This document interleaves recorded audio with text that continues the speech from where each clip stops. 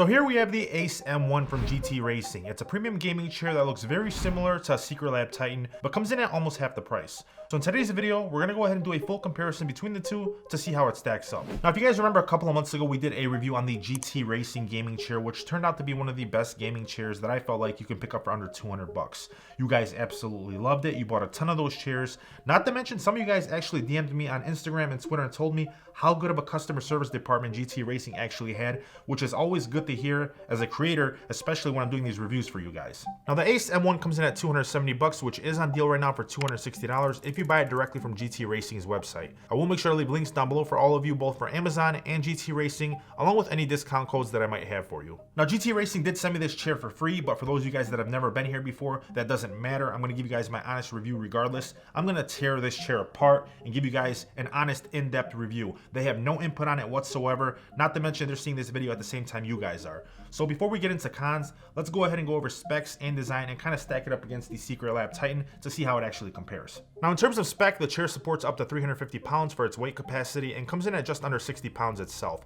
It has 4D armrests and reclines 90 to 170 degrees. You also have tilt lock features, and the chair adjusts from 18.9 to 22 inches in height. Now, the frame itself is made out of metal and has a fantastic design, while the base is made out of aluminum. Now, me personally, I like the look of the chair. It gives me more of a relaxed feel without hugging you too tight. You have a strap-on pillow for neck support with an extra pillow for lumbar support that you can go ahead and add or remove whenever you please, since it's not holstered down to anything. It's nice because you still get that same racing look as the previous chairs while giving us more of a modern feel. It comes in multiple different color options. Here we have a black one, but you can also pick it up in beige, ash, and a black and white scheme, which looks sick in my opinion. The chair itself is padded with foam similar to what you see in most gaming chairs these days. You really can't tell the difference at times in terms of feel between this one and the Secretlab Titan. The aluminum base is tied together with some smooth rolling caster wheels that move freely even when I'm rolling the chair around on carpet. Like the Titan, it has 4D armrests that make it a breeze to find the right position, whether you're gaming or just sitting back and watching your favorite movies or TV shows in your setup. Now, I will say this, out of any chair that I've set up in the past, this was one of the simplest and quickest chairs to put together. It took less than 15 minutes.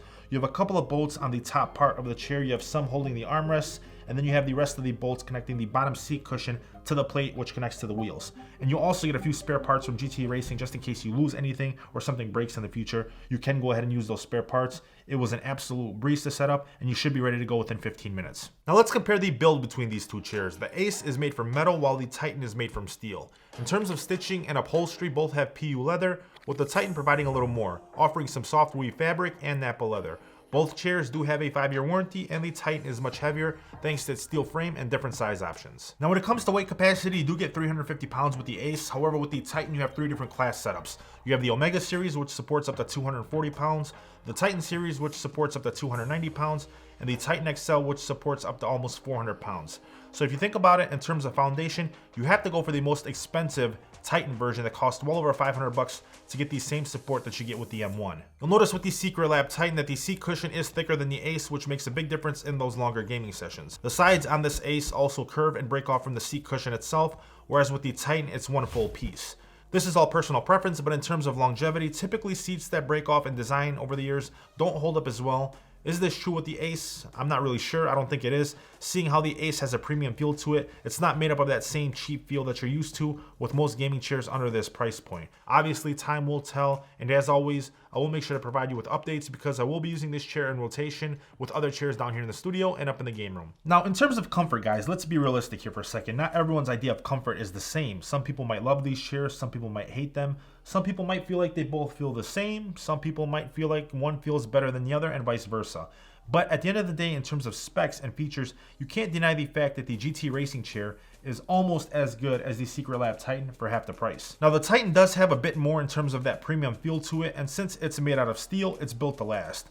The cold cure foam that you get with the Secretlab should also keep you cooler in those longer gaming sessions, but at the end of the day, for me, it's a no-brainer. If I was an educated consumer, I'd go for the Ace over the Secretlab, and then spend the rest of my money upgrading parts in my setup with audio and lighting and so on. Now, with all that being said, there are some things about this chair that I don't like. First off, the lumbar support pillow isn't strapped to the seat, and there's no way to really have a secure fit when you're moving around and raging when you're gaming.